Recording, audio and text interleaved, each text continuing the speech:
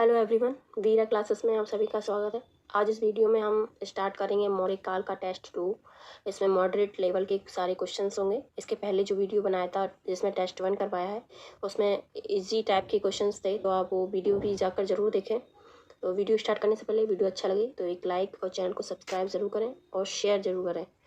तो first question है, वह स्तंभ जिसमें अशोक ने स्वयं को मगध का सम्राट बताया था। तो फर्स्ट क्वेश्चन है कि वह स्तंभ जिसमें अशोक ने स्वयं को मगध का सम्राट बताया था। ऑप्शन है रुक्मिणीदेवी स्तंभ, मास्किका लघु स्तंभ, कीन स्तंभ या भ्राभु स्तंभ। तो भ्राभु स्तंभ है, इसका राइट आंसर हो जाएगा डी, भ्राभु स्तंभ।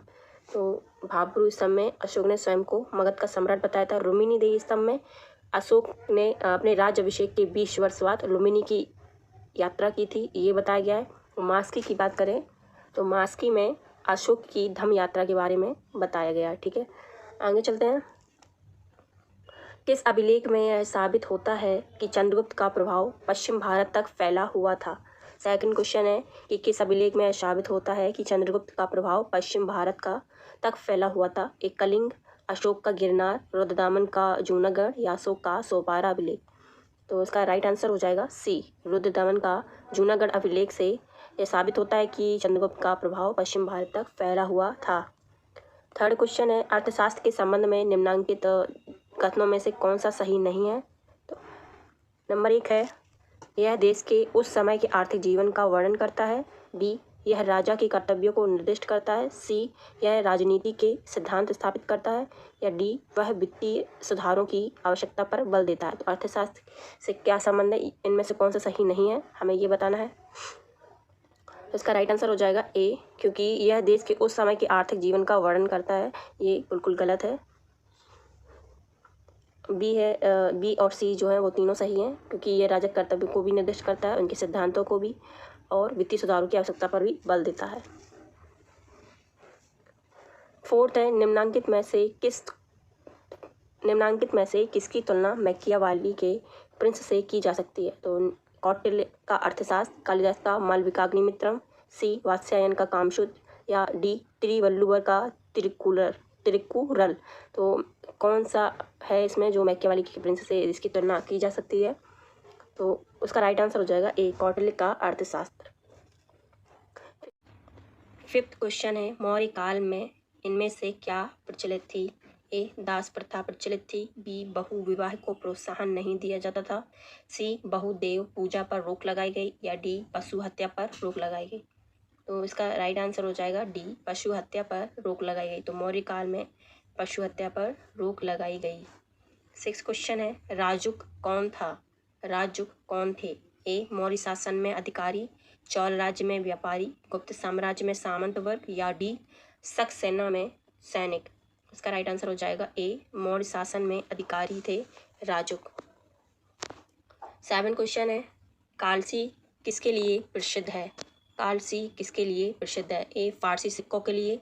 बी, गुप्त शककालीन मंदिरों के लिए। सी, अशोक के शिलालेख के लिए। या डी, बौद्ध चैत्यों के लिए। तो इसका राइट आंसर हो जाएगा सी, अशोक के शिलालेख के लिए। कालसी कहाँ पर है, उत्तराखंड में। ठीक है, तो उत्तराखंड का अभी शिलालेख कालसी जो अशोक के लिए शिलालेख के लिए प्रसिद्ध है।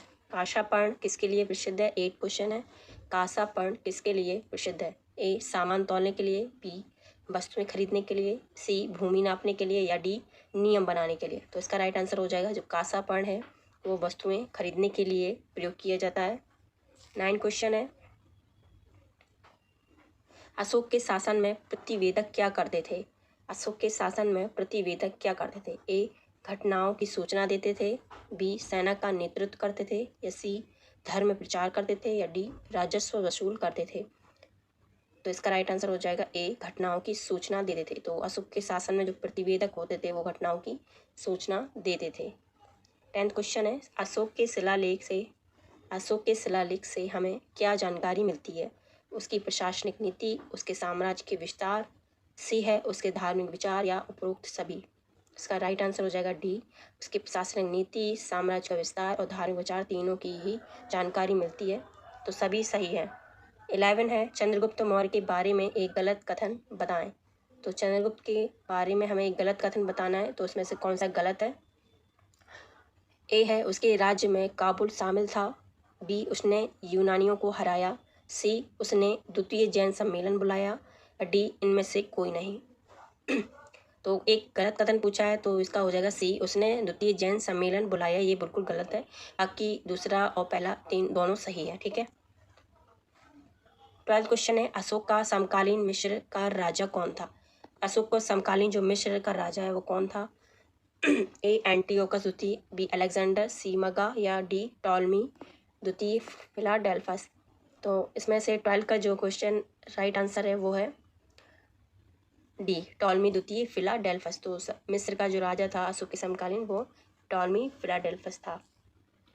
13 क्वेश्चन है निम्नलिखित में से किस अभिलेख से प्रमाणित होता है कि मौर्यों ने जल संसाधन विकास पर पर्याप्त ध्यान दिया था। तो वो कौन सा अभिलेख है। खारवेल का हाथी गुफा, अशोक का रुक्मिणीदेही, सी है रुद्रदामन का गिरनार अभिलेख या स्कंदगुप्त का गिरनार अभिलेख। तो इसका राइट आंसर हो जाएगा सी रुद्रदामन का गिरनार अभिलेख है, जिससे मौर्यों ने जल संसाधन विकास पर पर्याप्त ध्यान दिया, ये प्रमाणित करता है। 14 क्वेश्चन है किसने सहिष्णुता, उदारता और करुणा के त्रिविध आधार पर राजधर्म की स्थापना की। तो किसने सहिष्णुता, उदारता और करुणा के त्रिविध आधार पर राजधर्म की स्थापना की। अकबर, अशोक, रंजीत सिंह या शिवाजी। इसका राइट आंसर हो जाएगा बी अशोक। 15 क्वेश्चन है अशोक के शिलालेखों को सर्वप्रथम किसने पढ़ा। तो Robert swivel, Buhler, James Prinsep या डी है कॉड्रिक्टन। तो इसका राइट आंसर हो जाएगा सी जेम्स प्रिंसेप हैं जिन्होंने अशोक के शिलालेखों को सर्वप्रथम पढ़ा था। तो अगर पूछे कि शिलालेखों की खोज कब की गई थी सबसे पहले तो 1750 में 1750 में शिलालेखों की खोज की गई थी और पढ़े गए थे कब 1837 में जेम्स प्रिंसेप के द्वारा, ठीक है। चाणक्य का अन्य नाम था। 16 क्वेश्चन है चाणक्य का अन्य नाम था विष्णुगुप्त, भट्टस्वामी, राजशेखर या विशाखदत्त। तो इसका राइट आंसर हो जाएगा ए विष्णुगुप्त। 17 क्वेश्चन है मौर्य शासन व्यवस्था में रूपदर्शक नामक अधिकारी था।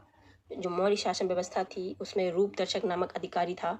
ए गणिकाओं का अध्यक्ष, चांदी तथा अन्य धातुओं का परीक्षक, सी रंगमंच का प्रबंधक या डी सिक्कों का परीक्षक। तो इसका राइट आंसर हो जाएगा डी सिक्कों का परीक्षक था रूपदर्शक नामक अधिकारी। 18 क्वेश्चन है अशोक का समकालीन जो सीरिया का ग्रीक राजा है जिसका उसके अभिलेखों में उल्लेख मिलता है वो कौन था। ए टॉलमी द्वितीय, बी एंटियोकस द्वितीय थियोस या सी एंटिगोनस या डी अलेक्जेंडर।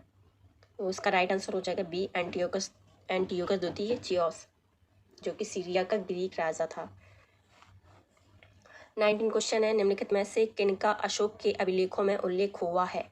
ए चौल, सत्यपुत्र, चैर एवं पांड्य, बी चौल, चैर, पांड्य, पल्लव, सी पांड्य, सत्यपुत्र, आंध्र एवं चैर, डी चौल, पांड्य, भोज एवं आंध्र। इसका राइट आंसर हो जाएगा ए चौल, सत्यपुत्र, चैर एवं पांड्य। तो अशोक के शिलालेखों में इन चारों का उल्लेख हुआ है।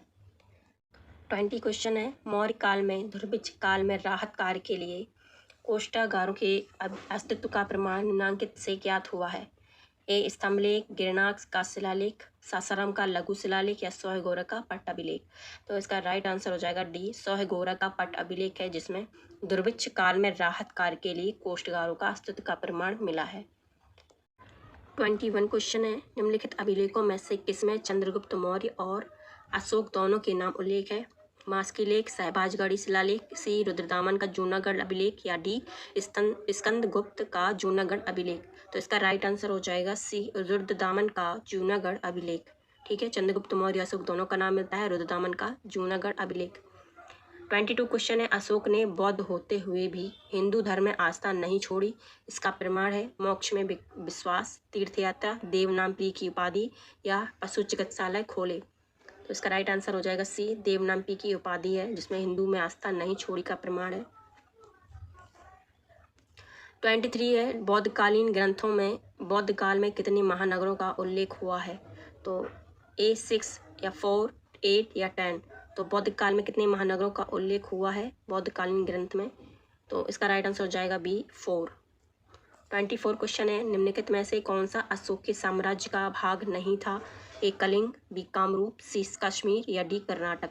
तो इसका राइट आंसर है बी कामरूप। कलिंग, कश्मीर और कर्नाटक तीनों ही अशोक के साम्राज्य के भाग थे, कामरूप को छोड़कर। 25 क्वेश्चन है, बिंदुसार काल में किस स्थान पर अमात्यों के विरुद्ध नागरिकों द्वारा सम्राट से शिकायत की गई? ए उज्जैन, बी तक्षशिला, सी पाटलिपुत्र या डी वैशाली? तो इसका राइट आंसर हो जाएगा बी तक्षशिला।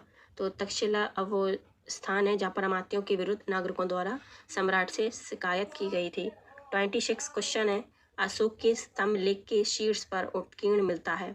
अशोक के स्तंभ के शीर्ष पर उत्कीर्ण मिलता है? ए सिंह, अश्व, गैंडा या बैल, बी सिंह, अश्व, हाथी, बैल, सी अश्व, गैंडा, हाथी तथा बैल, डी सिंह, अश्व, गैंडा तथा हाथी?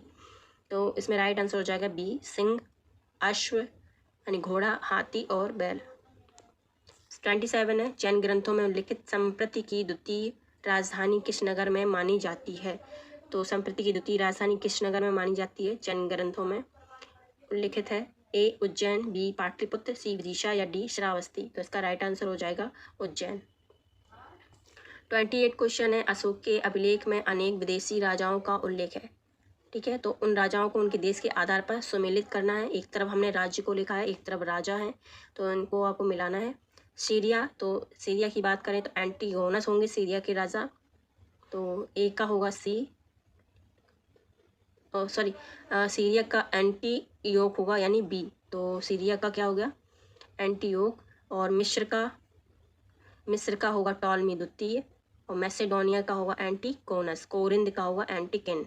तो इसका राइट आंसर हो जाएगा डी इसका राइट आंसर है। फर्स्ट का है बी सीरिया का एंटीयोक, सेकंड का है मिस्र का टॉलमी, थर्ड का है मैसेडोनिया का एंटीगोनस और कोरिंथ का है एंटीकिन।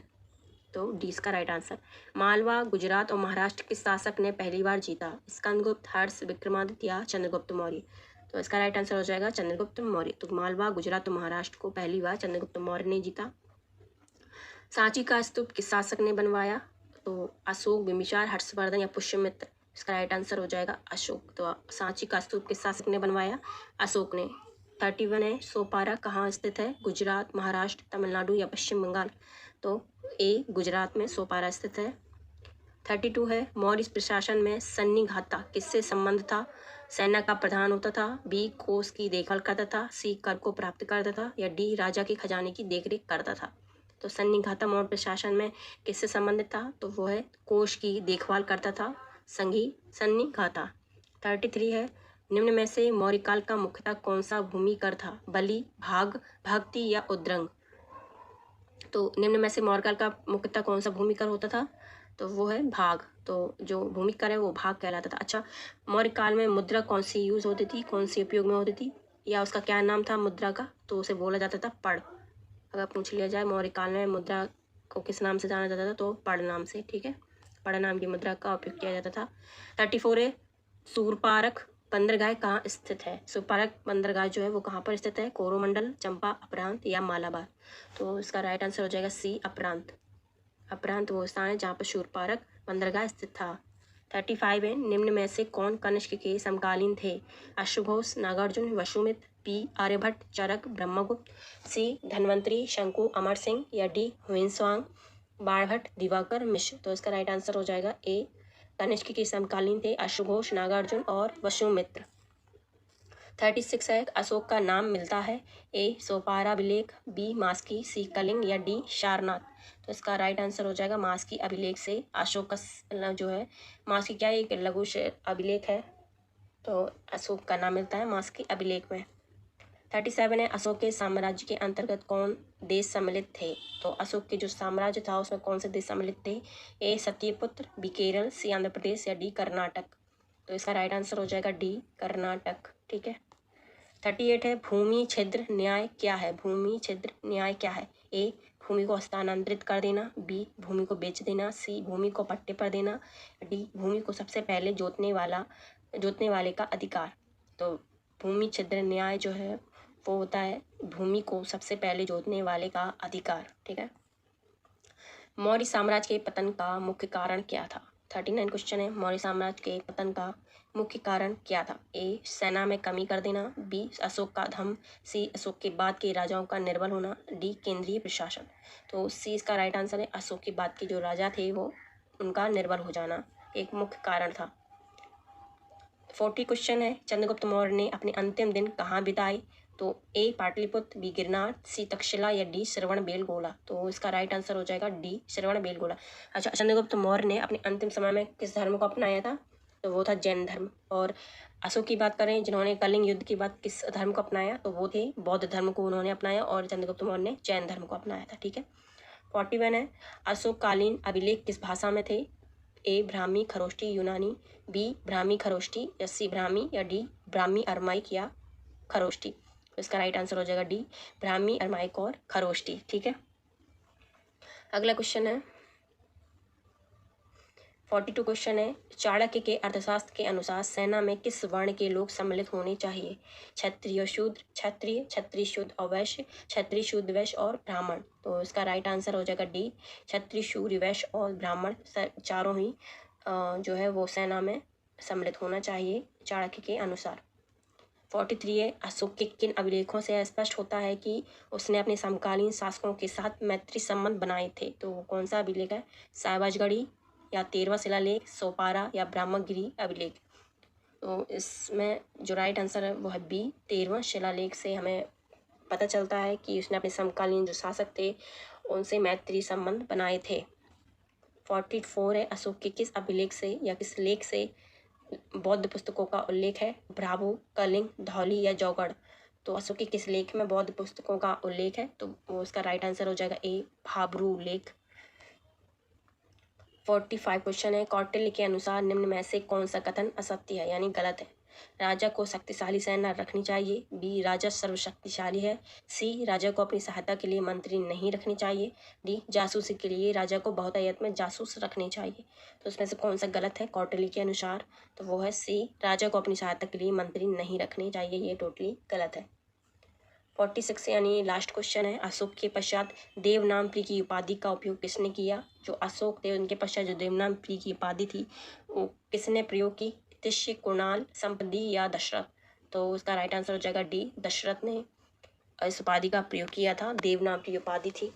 तो फिलहाल इस वीडियो में इतना ही। अब मिलेंगे हम अगले वीडियो में गुप्त काल के प्रश्नों के साथ। तो तब तक बनी रहे वीडियो में और चैनल को